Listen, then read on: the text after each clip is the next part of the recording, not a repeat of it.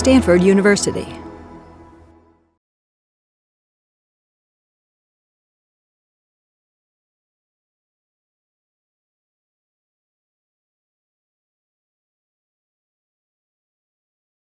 It is great to see all of the faces and people that I can see.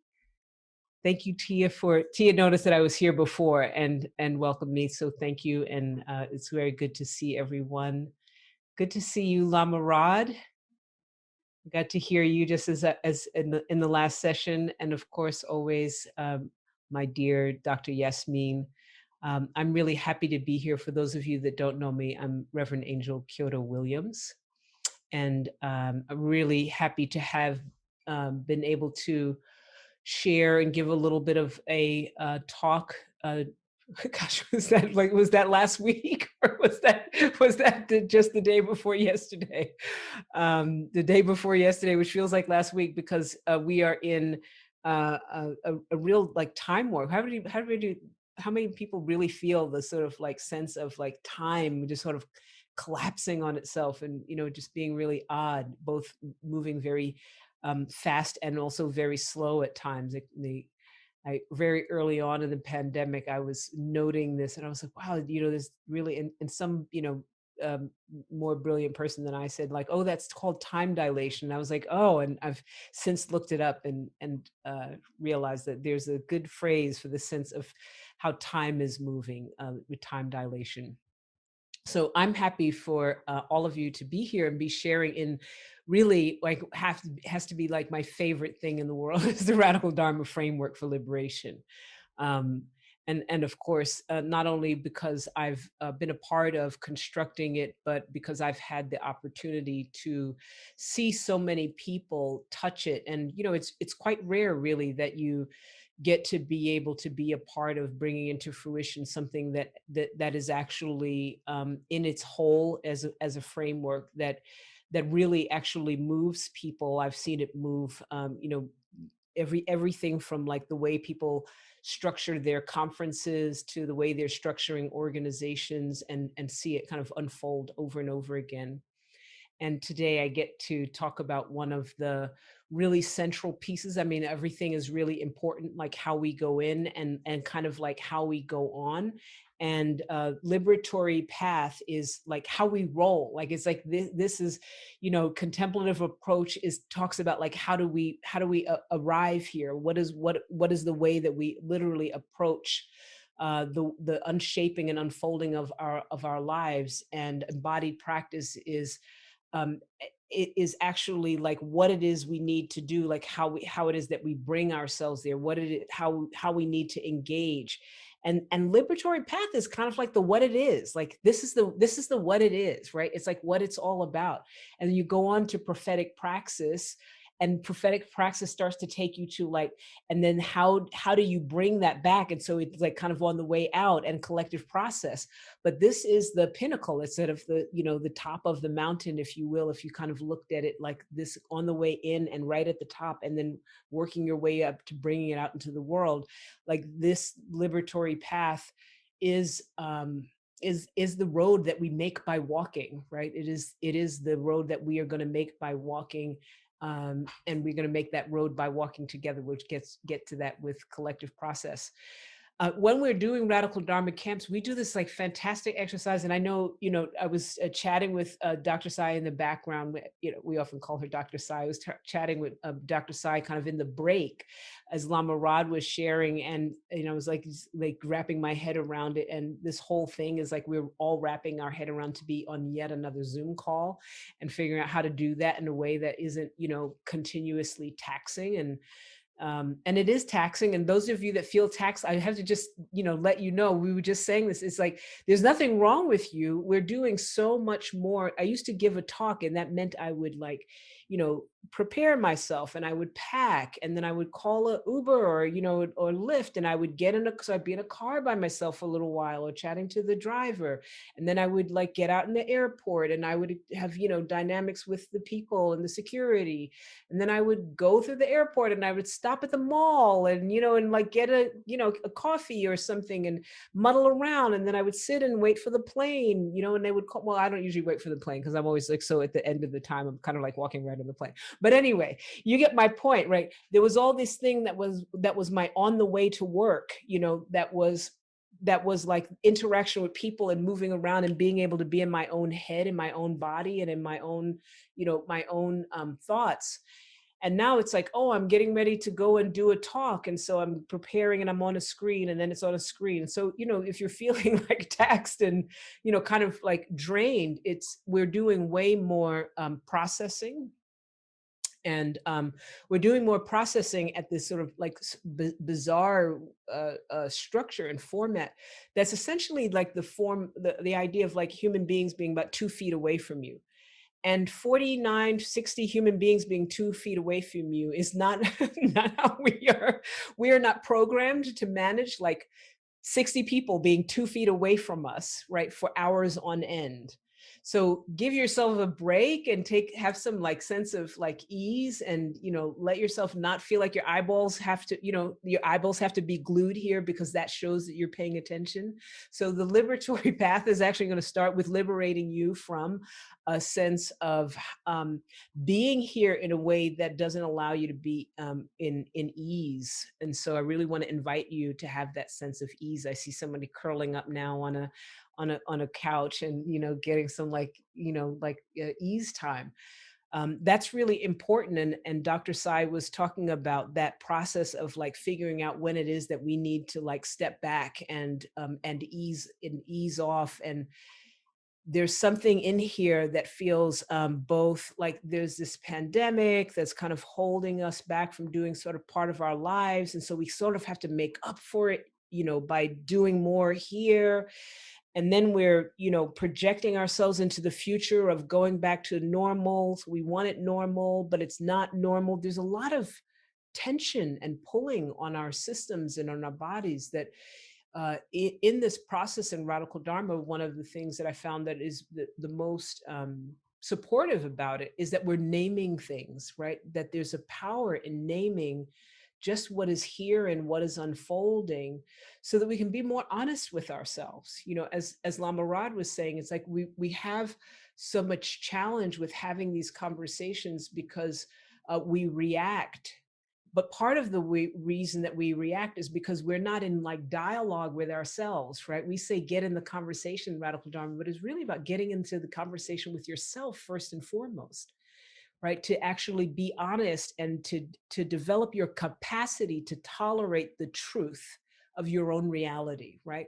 So developing your capacity, your ability to manage and to integrate um, the truth, right? To develop that capacity so that you can tolerate the truth, because truths, especially truths that alter our reality, right, they're actually, and if they're new for us, it's painful, right? And I've talked about that in lots of different practices and approaches to things, that when new information, confusion comes at it, it's literally cutting new grooves in our brains. So there's actually pain involved, right? It's nervous system pain, right? It's not like somebody's hitting you pain, but and any of us that have had like autoimmune disease illnesses or any kind of nervous system know that like nervous system pain is really intense because it's not locatable, right? It's just this sense of like pain and the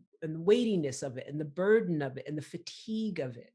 So by naming what's up for us and what's present for us, there's already a kind of literally lightening of the burden, as Dr. Sai was talking about, in the form of sharing it with other people, which doesn't solve the things, but it has this capacity to help have us like self-reflect on like, oh, there are variations of of the same theme of my suffering that is being held by other people. And so they can hold that with me. We can't solve each other's problems, right? So much of our productivity centric culture suggests that the reason that everything is about the acquisition of something, right? We're acquisitive, right? And so we don't share unless we're going to get something out of the share. That's what happens. We think sharing has to do with I'm going to get something out of it. And if I'm not going to get something out of it, then I shouldn't share, right? Because we're already like calculating. That's our capitalist, like hyper capitalism, that everything is about like spending something and getting something back from it. And so it warps our mind when it comes to the realm that capitalism is not meant to have. It doesn't have any dominion over, which is our spiritual lives, right? We don't spend our breath, right, to get something back from it. Like life just is.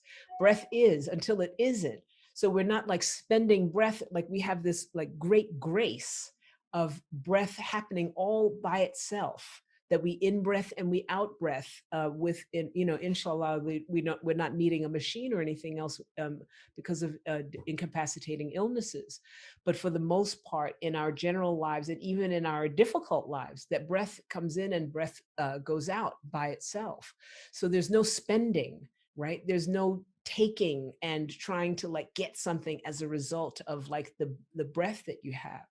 So we have to kind of shift away from those hyper capitalist or cancerous or toxic capitalist mindset that is always doing like a little bit of calculation, right? You're always doing it's like a little bit of calculation, mine, right? Figuring out like what's yours, what are you going to get out of this, and it steals away from us a fundamental sense of humanity, of being in relationship with our collective suffering, and therefore keeping us out of relationship with our collective joy. Because what we're doing is we're counting, and we're trying to figure out like what is mine and what is yours, and like what we get out of. Well, it's not gonna. If I share my issue, my pain, my dilemma, my challenges, my foibles, my flaws, right? If I share those flaws, I'm not going to get anything out of it. Or even worse, which is what our structure has set up, I'm going to get disbelonged. I'm going to get disbelonged, right? And particularly structures of white supremacy and how that has been deeply immersed within our culture. There's always this suggestion that if you break rank, right, if you break away from the pack, that you will be put out. So therefore, what is essential in this path, in this liberatory path, is to figure out what is our own truth. And this really brings us back to the core name of Radical Dharma, like what is our truth? And how is it that we forge a path that allows us to be liberated from toxicity, from cancerous ideas, from all the kinds of ideas and ways of being and showing up in the world that keep us from living in wholeness with ourselves, that have us degrade the truth of our humanity for the sake of acquisition of material gain, wealth, position, power, etc., etc. Liberatory path is about how we begin to reconcile and discover like what is our path forward, that is the path that leads us into generativity and wholeness, right? And that wholeness will always mean it's in relationship and dynamic relationship with the wholeness of other people. But if we've been taught that we're in the scarcity mentality, that the only if somebody else has something, that means there's less for me, right? Then we're pitted against each other, and we can't see any way forward in terms of having a path of thriving that doesn't necessitate someone else's devaluing and necessitate someone else having to be on the bottom. And we say this, perhaps the worst and the most insidious phrase that exists: that's just the way it is. And it's not just the way it is, it's the way we make it, and it's the way that it has been designed, but it isn't just the way it is. It is the way that we allow ourselves to abdicate responsibility for our own relationship and our own commitment to our liberation, so that we let that just happen, right? And we become complicit simply by taking our hands off the wheel of our own responsibility for our lives. So I know that one of the questions that came up out of the talk that I shared the other day, and the practices that you've had today, is like, how do we figure out that liberatory path? How do we navigate and set our feet firmly on that liberatory path that I spoke about, quite particularly at this time in history and our understanding and our shared reality? We have individuals' reality and we have micro realities, cultural realities, right? The culture of our families, right? The culture, the subculture of our different relationships with communities, with our queer communities, with our communities of Latinx people, with our communities of cis females, our communities of trans women, or our communities. So we have all these micro communities, but we have this collective shared reality, right? This relative reality that we had called that's shared between us, right? That brings us here together. We can call it like our national reality or our transnational reality, right? That this shared space of this society, right? That has these funny, fuzzy edges, but we know what I mean. And inside of this shared reality, one of the things that we often talk about is radical Dharma, is that our common language, in addition to insisting upon English, our common cultural language, though, in case, whenever it is not specifically named and actively being renegotiated, our common shared cultural language is whiteness. That's how we operate, right?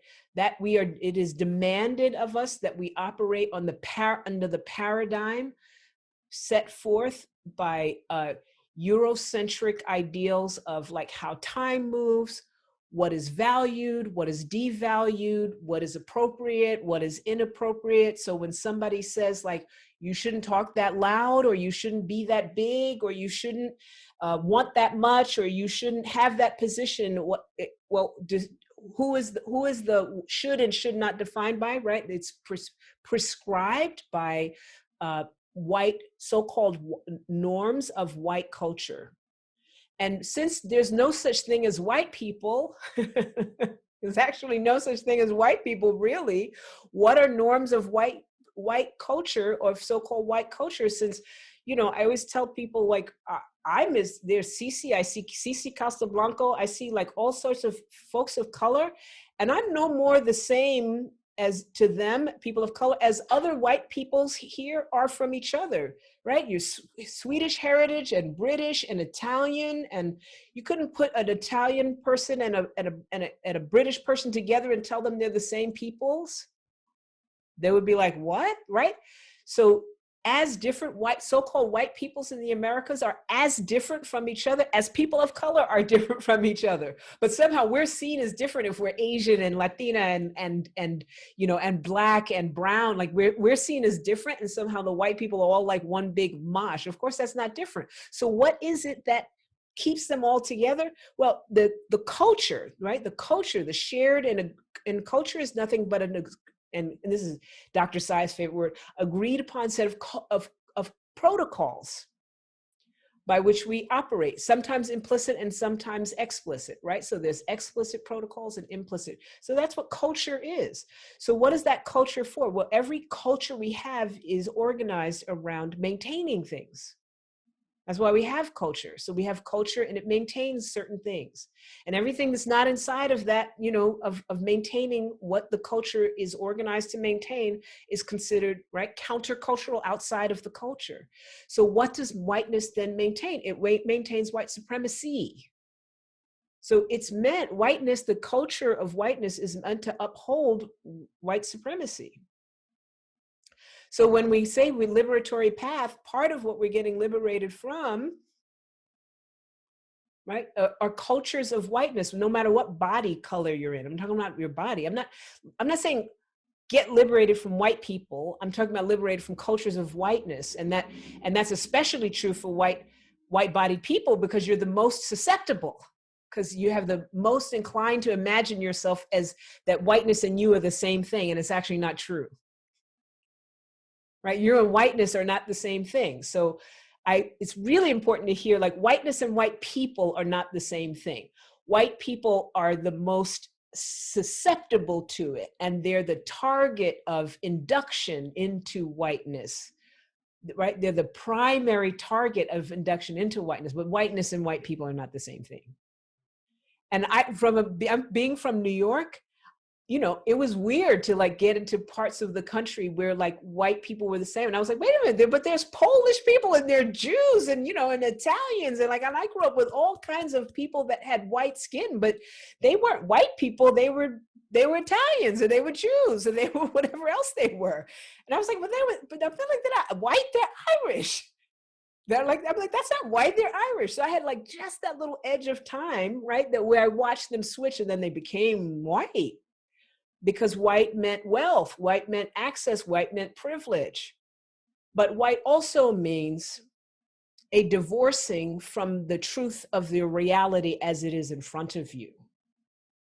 In order to make yourselves amenable to those comforts, in order to avail yourself of those comforts, you have to ignore the discomforts, the sufferings, the impact that acquisition, that wealth, that attainment requires, right? So you have to divorce yourself from a certain level of natural, organic, human relationship. You have to ignore what's in front of you. You have to ignore statistics. You have to actually start warping them around. You have to start pretending that the pandemic doesn't exist until the president gets it. Right? You have to start like literally not believing the reality that's in front of you, because it is irreconcilable to have the kind of wealth, access, privileges, etc., without also recognizing how that access creates, or it's not that the access creates inaccessibility or inequity for others, it's that the access is built on the inaccessibility and the disequity for others, the inequality of others. It's built on it. In other words, it can't exist, right? It's actually impossible. It's not like, oh, there's wealth and then some people got left out of the wealth. It's like, no. The wealth got built on making sure that it got taken away from those people's capacity to have that wealth. So that little weird story we have when we start calling things privilege, right? We sound like, oh, they're just mad because they didn't get it. That's what that sets up. That imaginary idea sets up like, oh, there is privilege and privilege is just somehow neutral. And some people didn't get a part of it. And now we have to figure out how we help some of those other people get some of what we've got, rather than what actually happened is we assured that certain people could not have access to things, and actually access to things was taken away from them, right? That rights were withheld from them so that privilege could accrue. Privilege is like a bank account, right? It's like a bank account that you just happen upon and there it is, right? So all of a sudden you've got like money to spend and you didn't even save anything in there, but somebody did, right? Somebody did throughout history. So Liberatory Path is about figuring out how it is we return ourselves to being able to be in direct relationship with the truth as it is. How it is that we tone our nervous systems and restructure the way that we see the world so that we are free of the kinds of concepts and ideas that we inherited that keep us from seeing the truth. And if we can't see the truth, if we can't acknowledge the truth, then we can't acknowledge the truth. If we can't acknowledge the truth, then we can't be responsible for the truth. If we can't be responsible for the truth, then we can't act on the truth. If we can't act on the truth, then we are complicit in suffering. We are complicit in degradation. We are complicit in a pattern and a history of domination over people for the purposes of the acquisition and maintenance of wealth. And power in the form of not natural organic power, but power in the form of domination, power over. So the liberatory path is not this like kumbaya place, like once I like, well, you know, I'm gonna like go and do the special thing and join the liberatory path. Liberatory path is the reclaiming of our fundamental humanity and going back and getting what's yours. I like to say, go get yourself. So it can sound aspirational, this liberatory path. It's like, well, I don't feel like taking the liberatory path today, you know, and there's some people that feel like that's what their thing is, so I'm not going to do that. So I want you to understand that first, the liberatory path is not some special rarefied place for the exceptional amongst us. That is not what the liberatory path is. It's a degraded society that imagines the liberatory path, right? It's an indication of the degradation of society and our fundamental spiritual values, that the proposition becomes that the liberatory path is one that is exceptional. Liberatory path is one that is about making whole our own selves on behalf of all of humanity.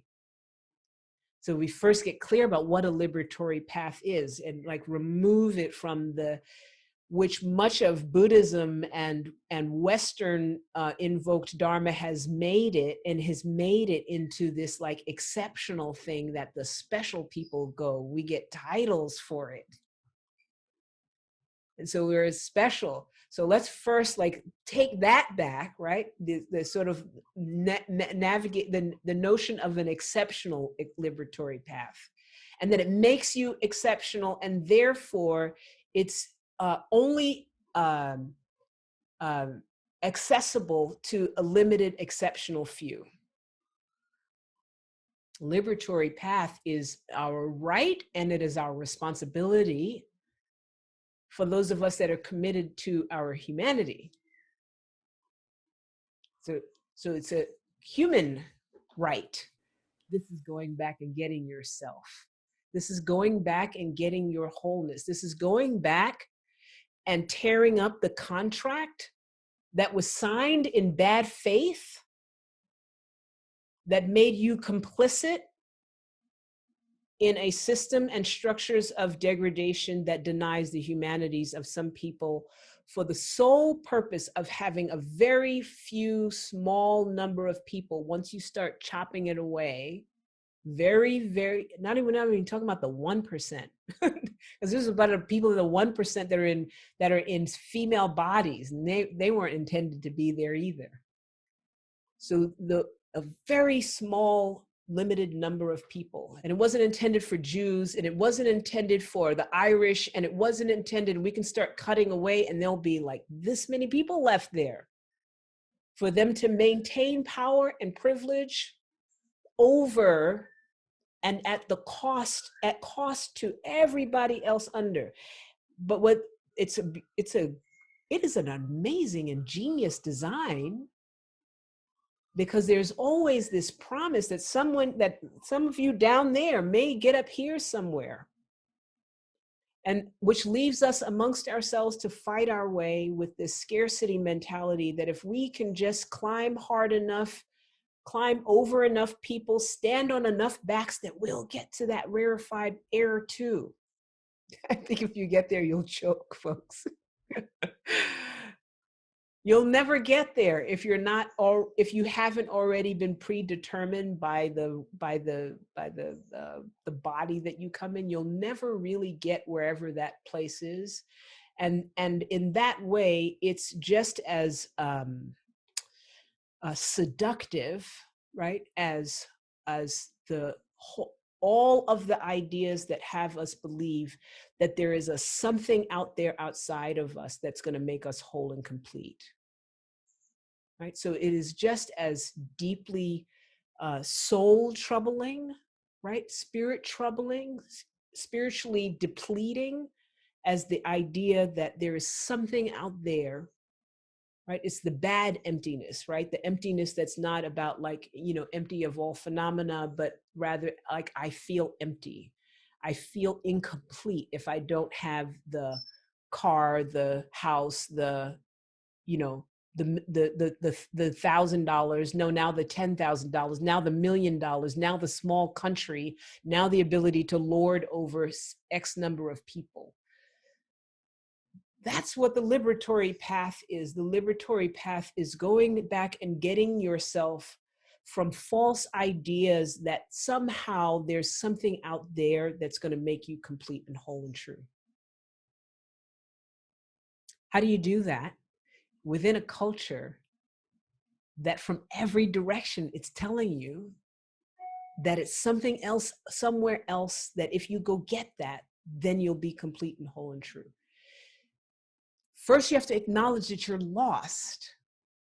So some days, excuse me, not days, I wish it were days ago. Some years ago, I started to take up and be in relationship with way more indigenous practices. And I did that because I understood, in the way that I talk about disrupting, right? Disrupting, colonizing notions, disrupting capitalization notions, disrupting notions of domination. I realized, like, oh, the way that even my Dharma practice, my Zen practice, my Buddhist practice has been communicated to me has been like limited a lot to right about here. It kind of lives right from here going up. And indigenous practices, because of their historic and ancestral and from the beginning of time, right? Relationship with direct and contacting relationship with the natural world. When I say the natural world, I mean this included, this body as the natural world, right? And affirming the human body's rightful location in the natural order, right? Affirming the human body's natural location in a location in the natural order. So many of the practices are body-based, right? Embodied. So many of the practices put us in direct confrontation with the core break that puts human beings asunder. The notion of a separate self.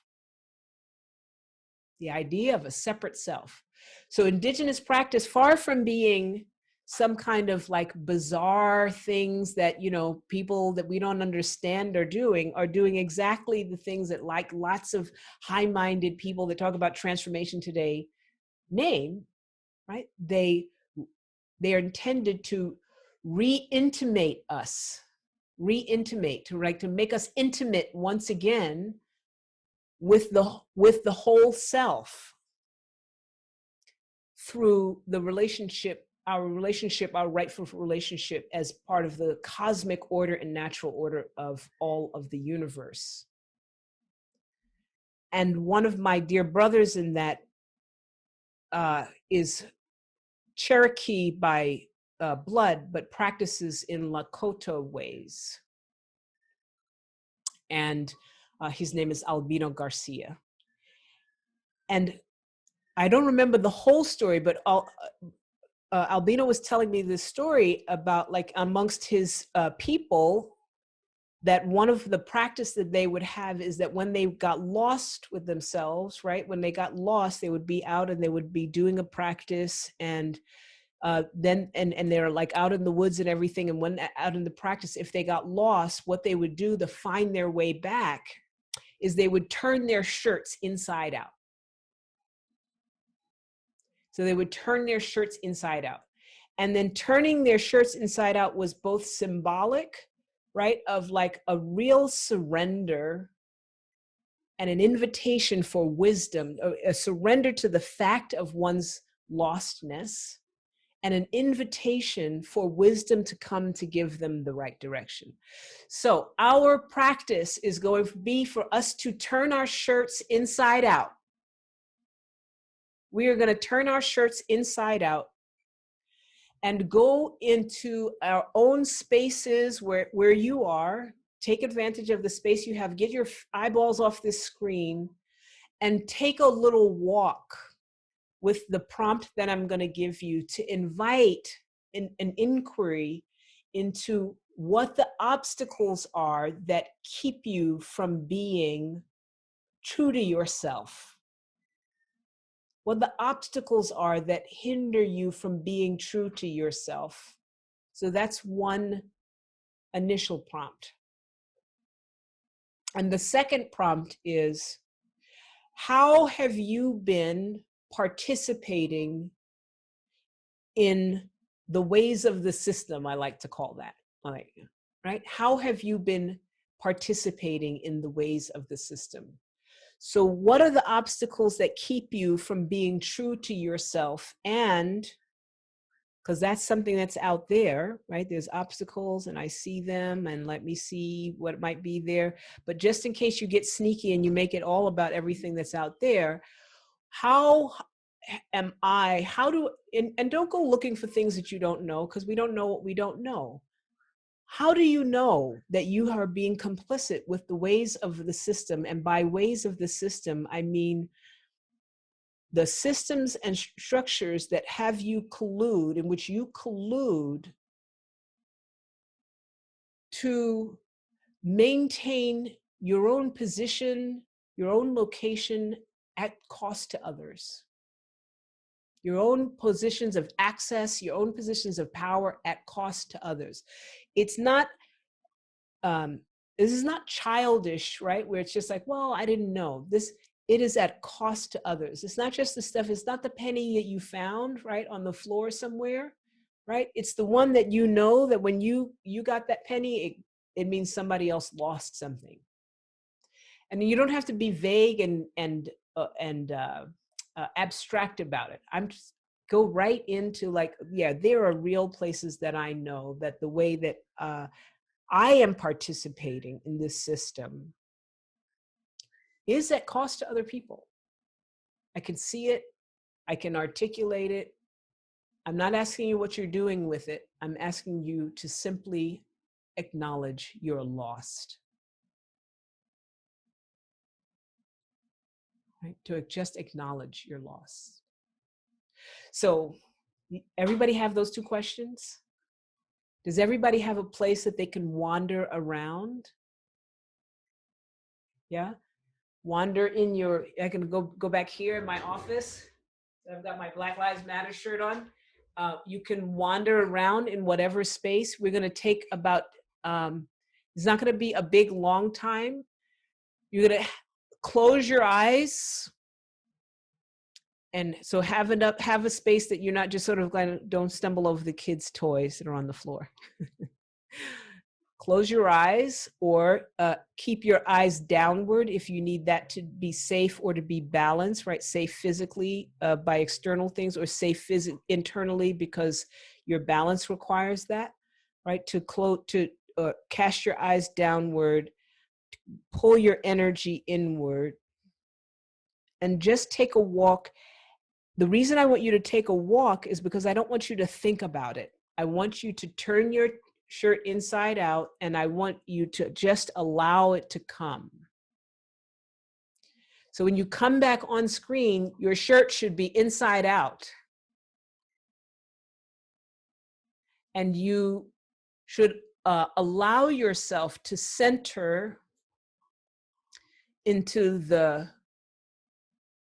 invitation of the wisdom that already exists, not go looking for something, right? Not get heady about it, but just the wisdom of that already exists. You don't need don't walk around with a pen or a pad. That is not what we're doing here. We're just letting what comes to us come.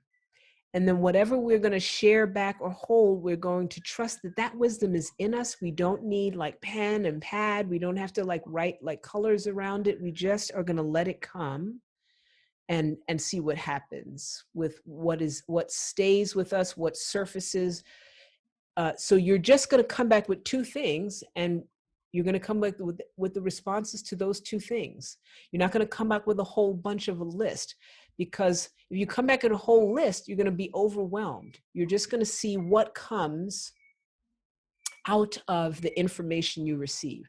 So you're not going to come and tell us, this is how I'm complicit. You're going to tell us what comes out of your awareness of what is coming to you, what you're receiving.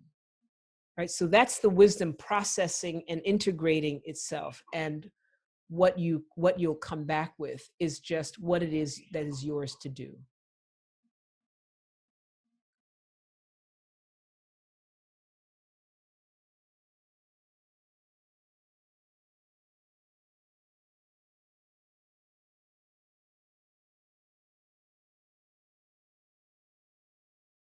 Welcome back.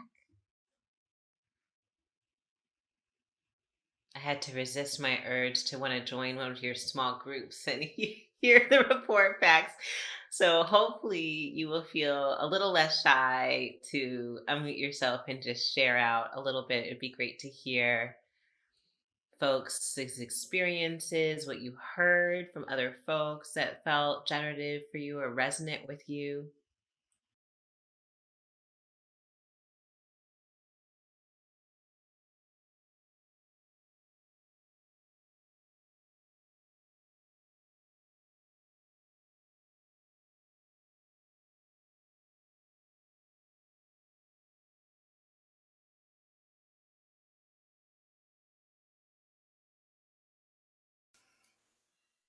Amen. Thank you for that offering and reflection. It resonates so much, Reverend Angel. We were talking earlier today about interrogating our proximities to power and really broke that down to be thinking about power as the ability to be resourced in our lives, right? And so much of what capitalism does, and this is exactly what Dachin is pointing out, is make us over prioritize kind of it like takes over everything, the priority to get the resources that we need to survive, almost as if that kind of like um priority will take care of everything else, right? That the kind of working hard and succeeding in the ways that work says that we can succeed will take care of the fact that I don't get paid attention to enough, or I don't get to talk to people enough, right? It seems to kind of overshadow all of the other needs that we have as human beings, as social beings, as earthlings. And then that proximity to caretaking, right? Having that responsibility to make sure that other people's survival is ensured is an incredibly important priority. And when it comes at the sacrifice of our ability to pay attention to ourselves and take care of ourselves at the same time, we notice that imbalance in all kinds of ways. That imbalance shows up in our bodies, that imbalance shows up in our relationships, right?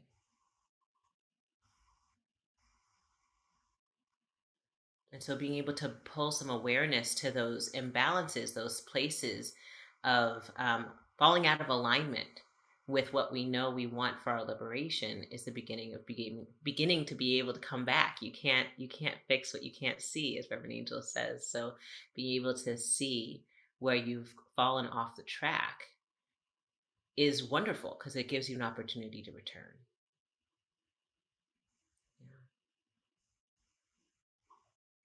Yeah. Other reflections we found, Karen said, we found that an obstacle was not having a group where we could share these concepts. And then Lou asked, some of us would like to join a Radical Dharma practice group. Do you know of one, or shall we create one after this workshop? Any ideas or help? We got you. We got you, Lou. We got you, Karen. Rev, do you want to say a little bit about the spaces that you've created to create community for this kind of work online? Yeah, we have created is sort of we created what was called the Radical Dharma Nation, and then the pandemic came along and we built out something kind of larger around Radical Dharma Nation called the Liberated Life Network. And so the Liberated Life Network has within it a bunch of caucuses that are related to Radical Dharma, people that have actually come to Radical Dharma camps and conversations and so on. But even someone here, Xisi, who's here on the call with us now, has not been to an in real time Radical Dharma space, and yet we have a great number of people that have uh, committed themselves to really immersing in the Radical Dharma framework from various perspectives, not the least of which is a great radical race read, which uh, we're not actually fully complete, but we've completed the reading part, and over 1,000 people going through the Radical Dharma framework in a form of circling up with other people and being in caucus with other people. So there are a lot of people that are around, and we're also going to be doing a mapping soon. We were supposed to be doing a mapping, but we got pandemified, that maps people all over the place. But the idea is to, especially now with coronavirus, is to give people a place of support and connection around the Radical Dharma work and around practicing Radical Dharma ideas and theories and praxis of Radical Dharma through the caucuses that are on the Liberated Life Network and the internal. And I think Nikki here, yeah, Nikki Ford is here as well. And Nikki Ford is the coordinator of the Radical Dharma Nation that's inside here. So there is lots of juice. Obviously, all of us are, have been pulled in multiple directions, but we have managed to really formidably continue to move the Radical Dharma work forward, and you can come and practice with us.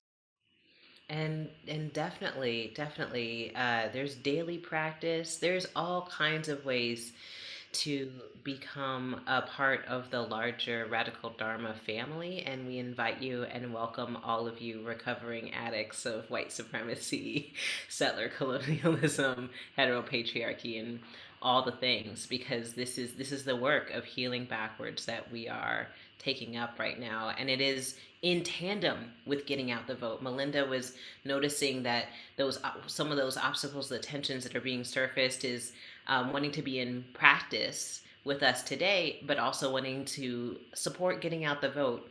And a lot of what we are, really preparing folks for is that whatever happens after the election, we are still prepared to work together. We are still prepared to flock. We have prepared ourselves.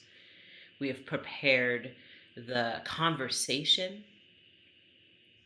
so that we know who to bring in, we know how to bring it in, and how to build it up, because this is the time to not lose hope. This is the time to not lose momentum, but begin to build deeper reservoirs of strength for personal transformation that will seed collective liberation, right? And so it is our duty to fight for our freedom, as they say. It is our duty to win, and that work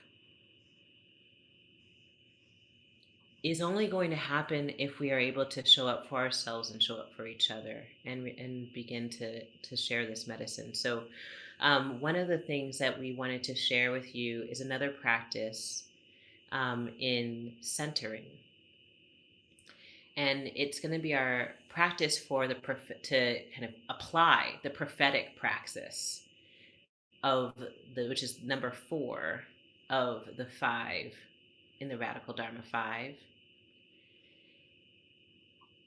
And a lot of times people think about prophets telling the future, right? Being able to be soothsayers. But a lot of times what's happening is that they're actually telling the truth about the current moment.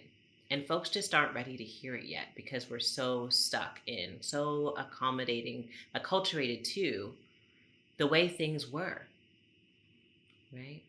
And we all know this all too well with COVID and the realities that are newly setting in, but are hard to incorporate, integrate into our understanding of what the present moment is. So prophets really tell the truth about what is up right now. And it sounds like future telling, like soothsaying, seeing, to many people who aren't ready to hear it yet. And so this work of centering is really about telling the truth. I've been doing a lot of work in realizing how how much accommodating everybody else's priorities means that I have unlearned how to tell the truth about myself to myself, which makes it very hard to tell the truth to other people and to be accountable to what we are capable of and what we really have capacity for. Sometimes telling the truth is very, very hard because the people that we know need to hear it might not be ready for it, right? How do we wield that power of the truth that we stand in with love? There are so many ways to correct. We have entire departments of corrections set out about the business of correcting people's poor behavior and mistakes. But so much of that work is punitive. What I call it is part of the incarceration system. It is part of carceral thinking. And instead of helping us change, it actually creates separation, isolation, shame. These are not the things that help us change. Going back to your reflections on what has helped you change, how did you know you were changing, what supported you to change, right? Prophetic praxis is about creating the conditions for change that are not reproducing carceral logics of separation, punishment, and isolation, but are generative, as Reverend Angel was saying, cultivating spaces for generative connection, liberatory presence. Melinda is encouraging people to watch the documentary The 13th. I haven't seen it yet, but I talk about the 13th Amendment all the time and the ways that it carries the future of freedom, carries the past of slavery into the future of freedom through that exception clause, right? The end of slavery except as punishment for crime means that slavery wasn't ended. It was projected into the future of the freedom that we now enjoy, say we enjoy. And so, what we have to do in order to finish the unfinished work of abolition is to notice when we are correcting each other, policing each other in ways that carry on that punitive carceral logic, rather than creating a generative space for healing, repair, and collectivity. So, how do we tell the truth in a way that is full of love and compassion? Right? It's a corrective move, but it's not a punitive one. And so Reverend Angel is going to lead us in a centering practice to help us tell the truth with our whole hearts in a way that generates the fertile ground for us to be able to do so, wield that power of the truth with love.